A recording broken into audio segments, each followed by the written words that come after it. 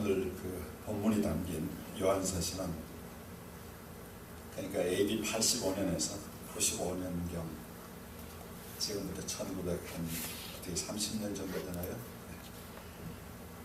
그때 제4복음서인 요한복음을 쓰신 사도 요한이 나이가 들어서 에베소에 머물면서 흩어진 소아시아 회중들을 향해서 돌려가며 읽으라고 쓴 회람 서신이 요한 1서, 2서, 3서입니다.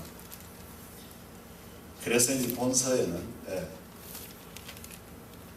발신자나 수신자의 이름이 없습니다. 미로 생활할 때 당시 90세를 헤아리던 사도 요한의 오랜 사역에 결실로서 그의 인지도가 아주 높았고 믿음의 어른으로 인정받았다는 사실을 증거한다고 할 수 있을 것입니다. 지위나 격식에 따른 대접이 아니라 원숙한 믿음의 인격이 만들어낸 종의 권위를 우리는 볼 수가 있습니다. 본문 이해를 돕기 위해서 본서의 앞부분을 조금 살펴보면 1장에서 그리스도인의 교제는 하나님의 말씀의 나눔으로 시작되어야 하고 또 말씀 안에서 이어져야 한다고 가르치고 있습니다. 2장에 들어서면서 실질적인 교훈이 시작되는데 그는 두 개의 호칭을 사용합니다. 그 호칭들이 자신이 이 소아시아 교회의 회중들을 어떻게 생각하는지, 자신과의 관계는 어떤 것이라는 것을 그는 웅변으로 말하고 있습니다. 1절에서 그는 사랑하는 자들아 라고 회중을 부르면서 서신을 시작했습니다. 사랑하는 자들아, 우리의 정서에는 좀 계면적기도 하고 어색하기도 해서 공개적으로 쓰기를 좀 머뭇거리는 단어가 사랑한다, 사랑하는 자들아 이런 말이 아니겠습니까? 그런데 사도 요한에게는 자신이 전한 복음, 예수 그리스도의 십자가를 믿음으로 말미암아 당시의 집권자들과 종교자들에게 당하는 박해를 피해서 소아시아에 흩어진 성도들이 마치 육신의 자녀와 같았다는 것입니다. 그래서 그는 2장 1절에서 나의 자녀들아 이렇게 시작했습니다. 믿음의 자식이라고 그런 마음이 2장 7절에서 나는 이 믿음의 자식들을 정말 사랑한다 하는 의미로 사랑하는 자들아 라고 바꾸어 불러낸 것으로 미루어봅니다. 사도가 회중을 부르는 호칭에서 우리는 이미 바람직한 그리스도의 교회의 분위기를 가슴으로 느낄 수 있습니다. 오늘 우리가 교회들에서 성도들이 못 견뎌하며 이리저리 방황하는 근본적인 이유는 만남과 이어지는 교제 속에 근본적인 결함이 있기 때문이 아닐까 생각해 보아야 합니다. 하나님의 말씀을 말씀대로만 전하고 하늘의 권세와 능력만 의지하여 양떼를 섬기려고 모든 세상 것을 포기한 주의 종과 세상 것으로는 얻을 수 없는 영적 갈급함 때문에 마음이 가난해서 진리를 찾아 나선 하나님의 택한 백성들의 만남이 있는 교회는 정말 성경에만 있는 그림의 떡이 아닐 것입니다. 비록 수없이 넘어지고 또 넘어지면서도 하나님의 진리와 자유를 위해서 세상과 타협하지 않고 십자가의 은혜만을 고집하는 교회에 하나님이 함께하지 않는다면 하나님의 약속은 거짓말이 되는데도 말씀이 아니라 세상의 지식과 경험, 사회적 배경과 물질을 동원한 오늘의 교회가 지향하는 가시적 성공, 성도가 아닌 교인의 숫자와 건물의 크기 경쟁을 당연시 여기는 교인들과 주의 종들의 부추김은 극에 달한 것 같습니다. 영원한 것은 없습니다. 프랜시스 후쿠야마의 역사의 종언이 아니더라도 지각이 있는 사람이라면 마지막을 걱정할 수밖에 없는 시대입니다. 하물며 하나님의 백성이 이 마지막 때의 징조를 외면한 데서야 하나님을 믿는다고 할 수가 없습니다. 김정은이 이끄는 북한의 변태공산주의 작태, 위안부 손해상을 철거하고 온갖 추태를 부리는 일본의 지식인들과 정치인들, 이 와중에 우리는 신앙생활을 하는 교인이라고 우리를 지칭할 때 정말 우리가 지향해야 할 그 길이 어디에 있는지 깊이 생각해 봐야 할 것입니다. 성도와 교회의 모든 문제의 답은, 우리가 겪어내고 일으키는 문제의 답은 의외로 간단하다고 할 수 있습니다. 그것은 하나님의 뜻을 실천하는 것에 있습니다. 오늘 요한 사도의 입을 열어서 우리에게 주시는 하나님의 답은 우리가 서로 사랑하자라는 답을 하고 있습니다. 나이로나 인격으로나 믿음의 스승으로서 존경을 받았던 사도 요한이 이 땅에서의 마지막을 기다리면서 전하는 유언 같은 말씀은 우리가 서로 사랑하자였습니다. 사도로서의 험한 삶, 죽음을 문턱을 넘나들며 살아온 사도의 첫 마디가 너무나 곱기만 해서 도저히 실감이 나지 않을 지경입니다. 오늘 본문이 말하는 사랑은 어떤 뜻을 담았기에 선뜻 받아들이기에는 너무 곱기만 할까요? 이 사랑이 우리 각자의 오늘의 삶의 한계를 극복할 수 있는 답이 되기를 기원합니다. 아멘. 첫째, 성경적 사랑은 사도 요한이 전하는 몸으로 가르치기를 원했던 사랑은 원래 하나님의 것입니다. 사랑의 기원, 출처, 원소유자, 그건 바로 하나님이셨습니다. 우리가 너무 사랑을 남발하고 무책임하게 말하고 그냥 스쳐 지나가다 보니까 사랑이란 게 그냥 값싸게 전락해버리고 말았습니다만 오늘 요한이 분명히 우리에게 말합니다. 사랑은 하나님께 속한 것이니 사랑하는 자마다 하나님께로 나서 하나님을 알고 형식이 내용을 구속하면 내용은 일하지 못합니다. 아무 쓸모가 없어집니다. 그리고 위축됩니다. 반대로 내용이 형식을 구속할 때 형식이 내용을 돕는 역할을 할 수 있을 것입니다. 그리고 내용이 재구실을 하면서 거기에서 어떤 힘이 나와서 그 전달을 받은 사람이나 객체에게 자신의 정체를 다시 일깨워주게 될 것입니다. 달리 표현해보면 자식이 부모의 얼굴입니다. 자식을 보면 부모를 안다고 옛부터 말합니다. 그런 의미에서 그리스도인은 자기도 미처 모르는 사이에 내 안에 하나님 아버지를 남에게 드러내 보이며 산다는 사실을 기억하며 살아야 합니다. 그리스도인의 사랑은 세상 사람들의 사랑과 달리 나의 사랑을 주는 것이 아닙니다. 오직 내가 하나님께 받은 사랑을 다른 사람에게 되돌려 준다는 사실을 늘 기억해야 합니다. 그러므로 그리스도인이 다른 사람과 나누는 사랑은 그가 하나님을 아는 지식과 내용과 크기와 일치할 수밖에 없습니다. 따라서 나의 사랑은 내가 하나님께 받아서 내 몸에 쌓여진 만큼만 줄 수 있다는 것을 늘 기억해야 합니다. 사랑은 내가 말씀을 순종한 삶의 크기이기 때문에 그렇습니다. 요한은 이어서 말합니다. 사랑하지 아니하는 자는 하나님을 알지 못하나니. 너무 당연하다고만 말하고 넘어가기에는 나는 양심이 간지럽습니다. 하나님을 아는 지식의 크기만큼 사랑하지 못한 목회 현장의 기억들이 살아나기 때문입니다. 그러나 매정하게도 본문의 말씀은 이어집니다. 이는 하나님은 사랑이십니다. 다시 한번 가슴에 못을 박습니다. 아무개야, 내가 사랑 그 자체인데 내가 살았던 삶에 내가 정말 동행했느냐라고 묻습니다. 우리가 사랑할 때만이 하나님을 알 수 있다는 것은 하나님의 사랑 자체라는 뜻이라고 말씀드렸습니다. 그렇다면 사랑하지 않으면서 하나님을 안다고 설친 셈이 됩니다. 사랑하지 않으면서 사랑인 하나님을 설교하고 권하고 이보다 더 소름 끼치는 위선이 있겠습니까? 자칭 교회와 성도가 너무 많다는 생각도 듭니다. 제가 자책이 너무 심한가요? 신명기 7장을 봅니다. 신명기 7장 9절은 이렇게 말합니다. 그런즉 너는 알라. 오직 내 하나님 여호와는 하나님이시요 신실하신 하나님이시라.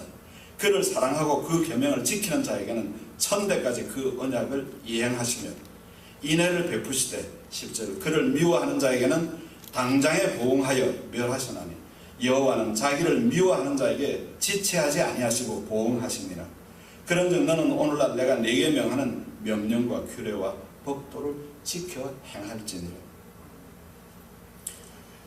여기서 말하는 계명이나 율법은 원래 어긴 자를 죽이기 위함의 목적이 아닙니다. 잘못 해석되어지는 바람에 우리가 계명, 율법 그러면 그것이 마치 우리를 올가매는 어떤 올가미로 여기기가 쉽습니다만은 원래는 이것이 계명을 지킴으로 인해서 살 수 있는 길을 열어주기 위한 데 목적이 있었습니다. 계명은 죄로 인하여 죽을 수밖에 없는 자녀를 사랑하기 때문에 살리려고 주신 말씀이었습니다. 출애굽기 20장 1, 2절에서 말합니다. 하나님이 이 모든 말씀으로 일러가라사대 나는 너를 애굽 땅 종되었던 집에서 인도하여 낸 너의 하나님 여호와라. 그리고 3절에서 계명이 시작합니다. 너는 나 외에는 다른 신들을 내게 있게 말지니라. 하나님이 이 모든 말씀으로 일러가라사대. 그러니까 원래는 말씀이었는데 3절에 가면서 계명이라고 바꾸어 쓴 것뿐입니다. 그러니까 말씀은 살았고 운동력이 있어 좌우의 날선 검보다 더 예리하여 우리의 혼과 영과 골수를 찔러 쪼개기까지 하여. 이게 무슨 말입니까? 살리기 위해서 쪼개서 다시 새롭게 만드는 작업을 말하는 거죠. 그러니까 살리기 위한 말씀이 계명이라는 단어를 잘못 받아들임으로써 마치 우리를 옥죄는 사슬이 되고 말았다는 거죠. 여러분, 왜 기독교인이 기뻐하며 사는가? 환경과 여건을 넘어서서 항상 기뻐해야 하는가 하는 답이 말씀이 있기 때문에, 곧 하나님이 있기 때문에, 그 하나님이 사랑이기 때문에 우리가 그것이 가능한 것입니다. 아멘. 마태복음 4장 4절에 말합니다. 사람이 떡으로만 살 것이 아니요 하나님의 입으로 나오는 모든 말씀으로 인하여 살 것이라 하였느니라. 이 말씀의 집대성이 예수님의 새 계명입니다. 위로는 하나님을 사랑하고 아래로는 내 이웃을 내 몸과 같이 사랑하라는 것이었습니다. 성경의 교훈이 무거운 것이 아니라는 것을 아는 일은 모든 교훈이 사랑으로 규결된다는 것을 깨달을 때입니다. 성도요, 사랑이 만병통치제다 라고 하면 어떻습니까? 쉽게 생각하자. 내 하나님이 전지전능하시고 또한 그 하나님이 사랑이라면 사랑이 전지전능한 것은 너무 당연합니다. 함께 따라해 보겠습니다. 내 하나님은 사랑이십니다. 내 하나님은 사랑이십니다. 두 번째 본문이 말하는 것은 성경의 사랑은 하나님이 예수님을 보내셔서 우리에게 나타내 보여주셨습니다. 사랑의 구현이 어떻게 가능했는가? 어떻게 이루어졌는가? 하나님의 사랑이 우리에게 이렇게 나타난 바 되었으니 하나님이 자기의 독생자를 세상에 보내심은 저로 말미암아 우리를 살리려 하심이라. 마지막 부분 우리를 살리려 하심이라는 앞절에서 말씀드렸습니다. 앞부분에서. 그런데 그 우리를 살리는 그 예수님의 오심, 그것은 곧 하나님을 우리에게 나타내 보여주기 위해서 영이신 하나님이 인간의 눈으로는 볼 수가 없고 인간의 오감 육각으로는 깨달을 수가 없어서 하나님이 먼저 우리에게 손을 내밀고 내가 여기 있다고 말씀하신 구체적인 현현, 곧 사랑의 구현이 그리스도의 나타내심, 우리에게 보내주심을 통해서 이루어졌다는 것입니다. 하나님이 세상을 이처럼 사랑하사 독생자를 주셨으니 이는 저를 믿는 자마다 멸망치 않고 영생을 얻게 하려 함이라. 같은 말씀입니다. 하나님은 우리 안에 하나님을 배신하고 떠난 아담의 원죄를 다른 것으로 용서할 길이 없어서 당신 자신인 아들 예수님을 우리의 구주로 세상에 보내셨습니다. 예수님은 우리를 살리러 오셨습니다. 그런데 많은 믿는다는 사람들이 예수를 세상의 승자가 되기 위한 부적으로 삼고 있습니다. 그것은 예수를 죽음을 키우고 빨리 오라고 재촉하기 위해서 처방한 독약을 삼고 마는 것입니다. 사랑은 예수님이 하나님께서 우리를 살리려고 보내신 그분의 독생자 하나님 자신임을 믿는 자에게 은혜가 될 수밖에 없습니다. 그렇습니다. 성경의 사랑은 바로 여기 십자가 위에서 주님이 보여주셨습니다. 이것이 사랑의 진실입니다. 본문이 이렇게 얘기했습니다. 10절에서 사랑은 여기 있으니 우리가 하나님을 사랑한 것이 아니요 오직 하나님은 우리를 사랑하사 우리 죄를 위하여 화목제로 그 아들을 보내셨습니다. 우리가 그 남발하는 사랑과 실수하는 사랑의 원인이 여기 있습니다. 내가 사랑의 헤게모니를 진 주체인 것처럼 잘못 알고 있을 때 자식은 커가면서 어제도 소녀들이 둘이 와서 정신을 쏙 빼놓고 갔습니다만은 그 아이들은 자기들이 왜 그럴 수 있는 권리와 특권이 있는지, 왜 그래도 아무 탈이 없는지 모릅니다. 무슨 짓을 하는지도 모르면서 뒤집어 놓고 갑니다. 그건 왜 그렇습니까? 부모의 사랑, 부모의 사랑이 자기들을 낳았기 때문에 가능한 이야기죠. 사랑으로 맺어진 혈연의 관계가 아니라면 그 아이들에게 그런 자유를 누릴 수는 없을 것입니다. 마찬가지입니다. 우리가 오늘 사랑이라는 말에 책임을 져야 하는 것은 그 사랑이 나의 것이 아니고 하나님이 나에게 주신 것이기 때문에 하나님에게 걸맞는 사랑을 말하고 행동해야 한다는 사실입니다. 말라기 1장 2절에 보면 여호와께서 가라사대 내가 너희를 사랑하였노라. 여러분, 하나님의 랩소디는 항상 우리가 듣기에 우리의 마음에 와서 정말 거리감을 느낀다면 우리의 믿음에 아직 뭔가 한계가 있는 거죠. 다 한계는 있겠지만 그것 자체가 내 마음에 부끄러움으로 와서 닿지 않고 내게 뭔가 재은으로 와서 닿지 않는다면 우리는 사랑을 남발하고 있거나 잘 모르고 있는 거죠. 내가 너희를 사랑하였노라 하나 너희는 이르기를 주께서 어떻게 우리를 사랑하셨나이까 하는도다. 하나님은 오죽 답답하면 이런 말씀을 하시겠습니까? 아이들이 애를 먹이면 뭐라 그럽니까? 아이고 저기 언제 철드나. 마치 하나님이 그렇게 말씀하시는 것 같지 않습니까? 나 여호와가 말하노라 에서는 야곱의 형이 아니냐? 그러나 내가 야곱을 사랑하였고, 이 말씀은 뭘 의미합니까? 하나님의 주권적 사랑을 말합니다. 선택과 유기가 여기서 시작이 됩니다. 우리가 사랑한 것이 아니고 하나님은 우리를 먼저 사랑하셨기 때문에 그 사랑할 자를 하나님이 결정했다는 것이 선택과 유기의 이야기입니다. 사랑을 받고 하나님을 만난 자만이 하나님과 그의 사랑을 안다는 것은 지극히 당연할 수밖에 없죠. 신명기 7장 8절은 여호와께서 다만 너희를 사랑하심을 인하여 또 너희 열조에게 하신 맹세를 지키려 하심을 인하여 자기의 권능의 손으로 너희를 인도하여 내시되 너희를 그 종되었던 집에서 애굽 왕 바로의 손에서 속량하셨나니. 앞서 말씀드린 말라기 1장 2절은 하나님께서 당신의 주권을 설명한 것이었다면 신명기 7장 8절은 뭘 말합니까? 내가 왜 그랬느냐? 사랑했기 때문에 내가 행동했다. 권능의 손으로 너희를 종살이에서 건져냈다. 오늘 우리가 이 종이 어째서 종입니까? 왜 내가 종입니까? 죄의 종에서 나를 자유인을 만들기 위해서 예수 그리스도를 보내서 내 사랑을 구현했고 나타내 보여줬고 그리고 이루었다라고 말씀하는 거죠. 여러분, 우리가 서로 사랑하면 하나님은 우리 안에 머물러 일하신다고, 곧 사랑의 실효가 내 안에서 사랑이 살아 역사하는 그 기능이 언제 일어나느냐는 걸 말씀을 이어갑니다. 사랑하는 자들아, 다시 한번 사랑하는 자들아 말합니다. 처음에 말씀드리기 시작하면서 말씀드렸던 사랑하는 자들아, 지금 주문 우리 마음속에 그게 참 심각하구나. 그 인자한 보기만 해도 은혜가 되는 그 노종의 입에서 나온 사랑하는 자들아는 늙은이가 하는 어떤 푸념이 아니고, 그렇죠? 그냥 늙은이의 덕담의 시작이 아니고 그가 이 같은 진리를 말씀하기 위한 시작점을 찾기 위해서 자기의 마음을 다 담아서 사랑하는 자녀들아, 사랑하는 자들아. 오늘 우리가 성도를 대할 때 내가 어떤 표현을 쓰건 그건 내 개성이 들어갈 수 있습니다. 내 마음에 급한 것이 쏟아져 나올 수 있습니다. 그러나 그 바탕에 내가 정말 지금 사도 요한이 말하듯이 내가 사랑하는 자들아 라는 마음으로 한다면 그 어떤 부족함도 다 성도들은 받아들이고 은혜로 여길 것입니다. 거기에 우리의 모든 관계는 은혜라는 단어로, 감사라는 단어로, 기쁨이라는 단어로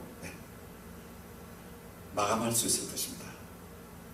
사랑하는 자들아, 하나님이 이같이 우리를 사랑하셨은즉 우리도 서로 사랑하는 것이 마땅하다. 여러분, 우리는 우리의 믿음을 정말 값비싸다는 걸 알아야 됩니다. 하나님이 당신을 십자가에 못 박아서 희생해서 우리를 사신 사랑, 여러분, 그게 어떻게 우리가 남발할 수 있는 사랑이며 우리의 믿음이 어떻게 그런 대접을 받아서 되겠습니까? 여러분, 오늘 교회와 성도들의 작태는 정말 목불인견이라는 단어는 그건 세상 이야기죠. 있어서는 안 될 이야기들이 지금 회자되고 있지 않습니까? 왜 그렇습니까?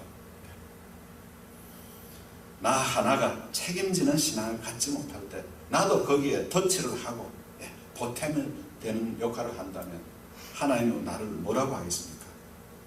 여러분, 요한은 끝내 저처럼 표현하지 않았습니다. 이렇게 이어갑니다. 어느 때나 하나님을 본 사람이 없으되 No man has seen God at any time. 만일 우리가 서로 사랑하면 첫째, 하나님이 우리 안에 거하시고, 여러분, 이게 얼마나 무게 있는 권면이고 교훈입니까? 여러분, 하나님이 우리 안에 거한다. 우리가 소원하는 게 뭡니까? 하나님이 내 안에 거한다. dwells in us. 머물러 계시기를 원하는 거예요. 사랑의 병이 뭐 하는 겁니까? 내가 사랑하는 대상이 나의 것이 되지 않을 때, 곧 내 안에서 내가 만족한 크기로 나의 것이 되지 못할 때 사랑병이 일어나는 거죠. 그런데 그 사랑은 그렇게 내가 소유하는 것이 아니라 내 안에서 온전히 이루어져야 되는데, 내가 이루는 게 아니라 하나님이 이루신다라고 말합니다. His love is perfected in us. 내 안에서 완전해진다고 말하는 거죠. 오히려 우리의 그 성경 표현이 더 옳게 여겨집니다. 이루시느니라. 경칭을 써서 이루시느니라.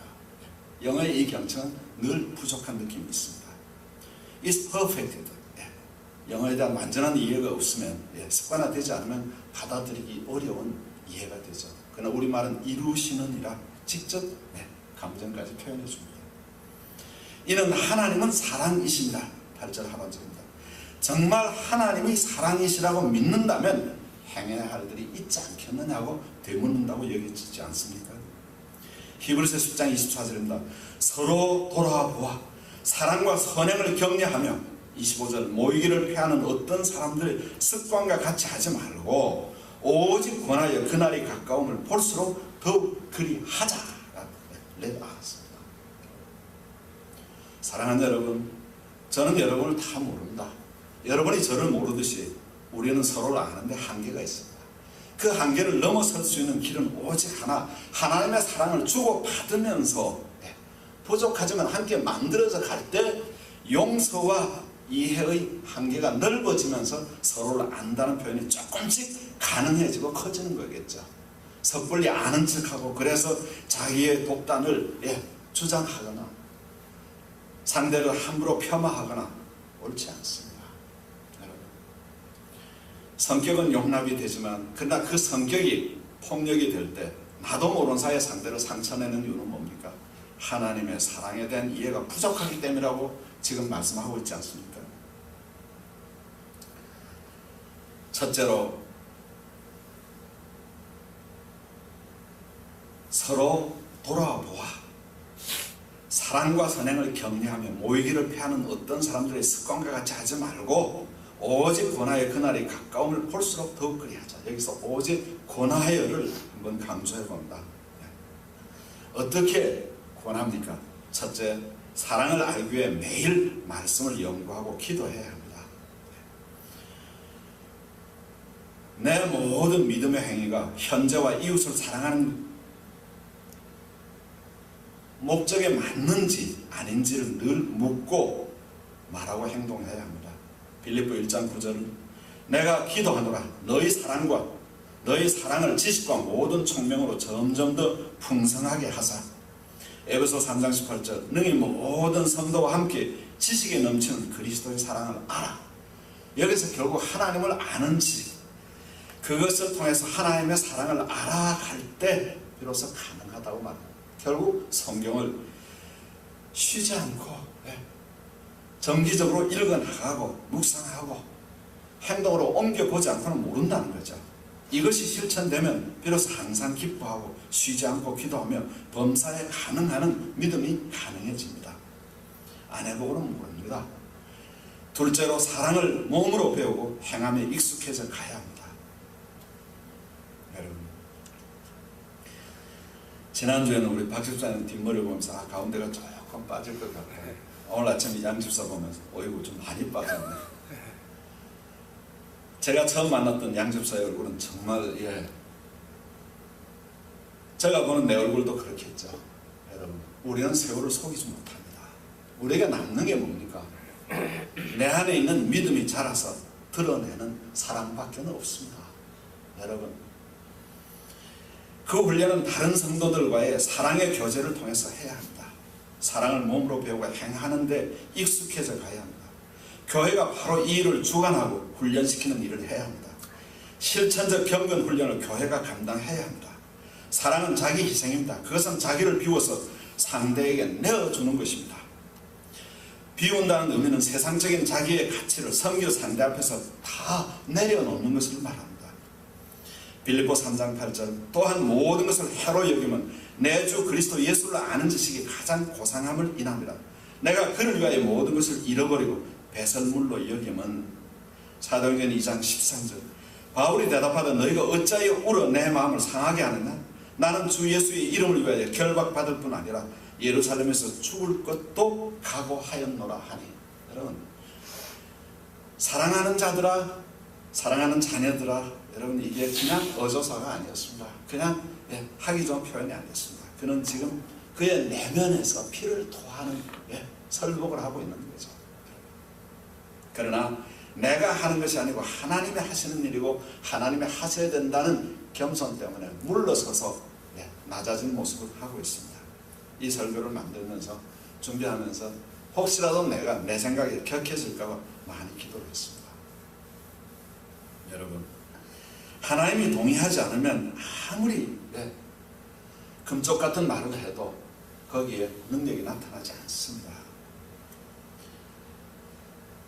로마 14장 8절 우리가 살아도 주를 위하여 살고 죽어도 주를 위하여 죽나니 그러므로 사나 죽으나 우리가 주의 것이로라. 옛 자아를 버린 만큼 새 사람의 크기가 내 안에서 자란다는 사실을 아십니까? 버립시다. 회개와 의의 행함이 따라야 하나님이 역사하십니다. 셋째로 자기가 죄인 중에서 우두머리라고 깨달을 때 무조건의 사랑이 가능합니다. 마태복음 5장 44절 나는 너희에게 이르노니 너의 원수를 사랑하며 너희를 핍박하는 자를 위하여 기도하라. 너희가 너희를 사랑하는 자를 사랑하면 무슨 상이 있으리요? 세리도 이같이 아니하느냐. 어디까지 사랑하라는 겁니까? 원수까지 사랑하라. 한마디로 사랑은 죄로 인한 경건의 실패를 인정하고 내 안에 있는 죄성이 다 없어지지 못합니다. 우리의 성화는 하늘나라에 올라갈 때 하나님이 남은 부분을 씻어서 데리고 올라가십니다. 여러분, 그것이 성도의 견인입니다. 그러므로 나는 언제나 실패할 수밖에 없는 아직도 부족한 과정에 있는 죄인이라는 것을 인정하고 회개하는 자가 받는 은혜의 그 은혜에 대한 하나님의 반응, 그것이 바로 무조건적 사랑을 가능하게 합니다. 하나님은 비는 자를 어떻게 하지 못합니다. 여러분, 아브라함도 야곱도 다윗도 여러분 어떻습니까? 그들이 정말 믿음의 대를 잇는 믿음의 족보인데도 글쎄요, 저보다 별로 나은 것 같지 않아요. 그러나 하나님 그들을 버린 적이 없습니다. 끝까지 그들을 승리의 그날에 도달할 수 있도록 지켜주셨습니다. 왜 그렇습니까? 그들의 특징이 뭡니까? 어느 때나 언제나 정신 차리는 하나님 앞에 잘못했다고 비는 것이었습니다. 하나님이 제일 좋아하는 것이 회개입니다. 요한복음 21장 17절 세 번째 가라사대 요한의 아들 시몬아 네가 나를 사랑하느냐 하시니 주께서 세 번째 네가 나를 사랑하느냐 하심으로 베드로가 근심하여 가로되 주여 모든 것을 아시오매 내가 주를 사랑하는 줄 주께서 아시나이다. 참 명답이죠. 예수께서 가라사대 내 양을 먹이라. 놀랍게도 그리스도인의 승리는 용서받은 죄인의식과 행함이 가져다 주는 의인의식이 함께 동행할 때 가능해집니다. 행함이 있는 믿음이 성도를 의롭게 만듭니다. 하룻밤 사이에 3번을 주님을 모른다고 부인했던 베드로, 그는 주님이 자신을 있는 그대로 사랑하시고 그 사랑으로 자기가 구원받았음을 고백하는 것으로 자기의 사랑과 헌신을 다짐해 보입니다. 이 베드로의 성화의 과정이 시작도 되기 전에 주님은 그에게 이미 게바 대신에 베드로 반석이라는 이름을 지어주셨습니다. 여러분, 우리는 우리의 죄에 머물러 과거에 머물러서 앞으로 나아가지 못할 때가 많습니다. 그러나 그것은 잘못된 믿음입니다. 이 베드로의 경우처럼 베드로가 미처 주님을 채 알기도 전에, 그렇죠? 그의 사랑은 고사하고 그분이 누구인지도 채 인지하지 못한 상태에서 하나님은 계획을 이미 그에게 그의 이름을 지어주는 것으로 시작하셨습니다. 이는 우리의 구원과 헌신은 내가 자격이 있어서나 믿음이 좋아서가 아니라 하나님의 주권적 작정과 은혜 안에서 이루어짐을 믿고 의지할 때 신령한 자유와 기쁨이 있는 신앙생활이 가능함을 우리에게 말씀하고 있습니다. 넷째로 그리스도인의 사랑은 그의 믿음의 크기만큼 키가 자라고 속이 넓어지고 깊어진다는 사실을 믿어야 합니다. 메시아 예수님에 대한 사랑을 비유한 술람미 여인의 사랑의 이야기 아가서에 보면 사랑이 자란다는 의미를 표현합니다. 아가서 2장 16절 나의 사랑하는 자는 내게 속하였고 나는 그에게 속하였구나. 그가 백합화 가운데서 양떼를 먹이는구나. 백합화 가운데서 양떼를 먹이는 그 좋은 환경에 그를 보면서, 그렇죠? 그를 자기의 소유로 생각하고 있는 이 술람미 여인, 이것은 성도, 교회가 예수님의 사랑을 지금 비유하고 있는데, 그렇죠?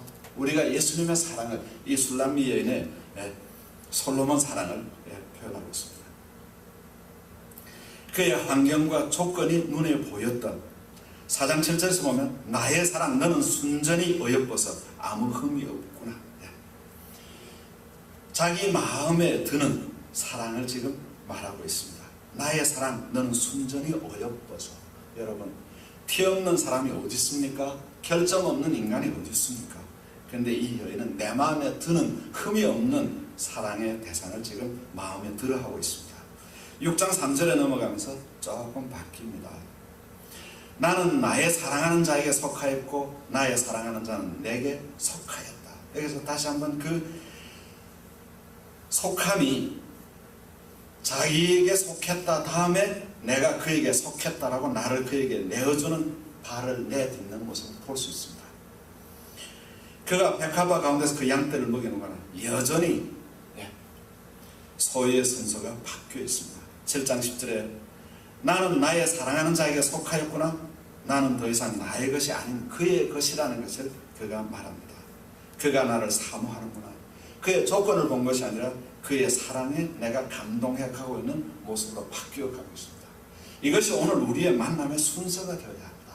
여러분, 사랑은 변화되는 것이고 사랑은 바뀌는 것이고 사랑은 자라는 것이 되어야 합니다. 그 바뀜과 자람을 통해서 하나님이 내 안에 있는 것을 나도 모르는 사이에 보여주며 사는 인생, 그것이 그리스도인의 삶이라는 것입니다.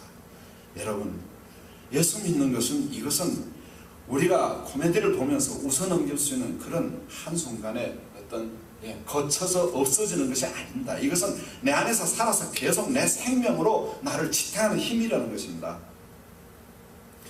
이 술람미 여인의 고백에서 꼭 기억해야 할 일, 짚고 넘어가야 할 말씀이 있습니다.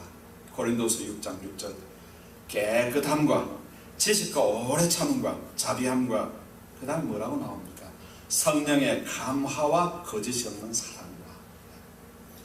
자, 우리가 계명을 율법으로, 계명과 율법을 하나의 오블리게이션, 의무로 속박으로 여길 때 우리가 어디서 그럽니까? 깨끗함과 지식함과 오래 참음과 자비함과 이런 단어들은 우리가 하나의 부담으로 오고 있지 않습니까? 그런데 그것이 성령의 감화를 통해서 거짓이 없는 사랑으로 이어질 때 가능하다고 말합니다. 다시 읽어드립니다. 고린도서 6장 6절 깨끗함과 지식과 오래 참음과 자비함과 성령의 감화와 거짓이 없는 사랑과. 그렇습니다. 이 모든 사랑을 온전케 하는 힘은 성령의 감화의 힘으로만 가능합니다. 말씀에 익혀간 하나님을 아는 지식, 행함이 있는 의로운 믿음이 성령의 감화의 뒷배를 입어서만 가능하다는 사실입니다. 성령의 역사는 신실한 신앙 고백과 고백한 대로 살려는 의지를 행동으로 실천하는 모든 사람들, 한마디로 하나님의 사랑을 그리스도의 이름으로 실천할 때 따라오는 약속된 능력이 성령의 감화인 것입니다. 누가복음 11장 13절 너희가 악할지라도 좋은 것을 자식에게 줄 줄 알거든 하물며 너희 천부께서 구하는 자에게 성령을 주시지 않겠느냐 하시니라. 우리가 할 일은 말씀을 말씀대로 여기고 그 말씀이 나의 것이 되도록 내가 순종해서 그것을 내가 실현해 보일 수 있도록 성령을 부어주십시오. 성령의 감동을 내게 허락하십시오 하는 기도가 필요하다는 거죠. 기도는 언제 합니까? 정말 필요하면 기도합니다. 늦잠 부리고 게으름 피고 하다가도 정말 내가 급한 일이 있고 어려워지면 제 시간에 교회에 옵니다. 그리고 말하지 않아도 내가 정신을 차려야겠구나. 그 정신 차린다는 의미가 뭡니까? 성령에게 의지한다는 의미인 것입니다. 내 정신으로는 예수를 못 믿습니다. 여러분, 예수 믿는 건 제 정신이 아닌 겁니다. 멀쩡한 사람이 어떻게 보이지 않는 하나님을 믿고 인간으로 오신 예수를 하나님이라고 믿을 수 있습니까? 여러분, 그런데 우리는 제 정신으로 예수를 믿으니까 성령을 구하지 않게 되는 거죠. 말씀이 말씀으로 내 가슴에 와서 닿지 않는 거죠. 닿치와 타치는 비슷한 것 같네요. 그렇죠, 여러분? 내 안에 임재하시는지를 항상 확인해야 합니다. 베드로의 3번의 부인이 예수님의 집요한 3번의 질문에 끝까지 합격할 수 있었던 것은 그의 안에 머무르는 성령의 역사가 아니고는 불가능합니다. 인간의 성정으로는 포기하거나 도망치고 맙니다. 왜 교회들이 도망칩니까? 자극 다음에 대답이 뭔지를 전하지 않기 때문에, 가르쳐주지 않기 때문에 도망갈 수밖에 없는 거죠. 도망을 가서라도 답을 아는 자는 돌아옵니다. 내 교회가 아니라도 다른 교회라도 나가겠죠.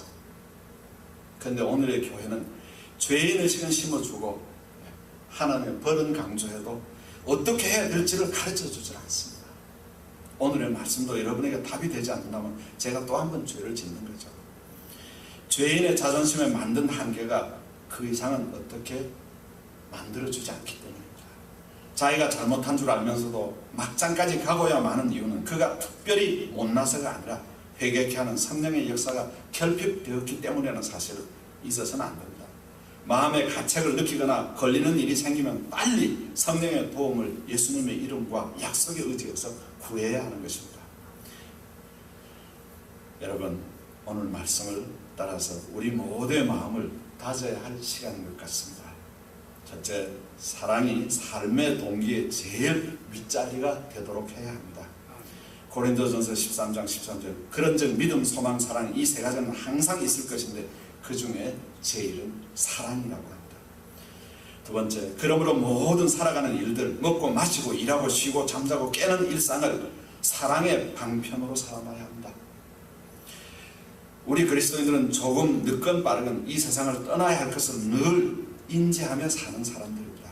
그런 우리에게 사랑이 세상이나 성공의 도구가 되어서는 안 된다는 것입니다. 고린도전서 16장 14절은 너의 모든 일을 사랑으로 행해야 한다고 다짐합니다. 세 번째, 사랑은 그리스도의 십자가와 부활을 믿고 영생과 천국으로 들어 올림의 긍휼을 기다리는 자에게 주신 삶의 진리입니다. 진리는 생명입니다. 진리는 어길서는 안 되고 진리는 내 것이 되었을 때 내 생명이 될 수 있습니다. 유다서 1장 21절입니다. 하나님의 사랑 안에서 자기를 지키며 영생에 이르도록 우리 주 예수 그리스도의 긍휼을 기다리라고 말합니다. 다시 말씀드립니다. 요한은 사랑하는 자녀들아 우리가 서로 사랑하자. 이는 하나님은 사랑이시니라 라고 말씀했습니다. 오늘 우리가 다시 한번 신앙의 전환점을 불러올 수 있다면 하나님이 기뻐하실 줄로 믿습니다. 아멘. 기도하겠습니다. 하나님 감사합니다. 마음으로 전할 수 있도록 붙들어 주신 것 감사드립니다.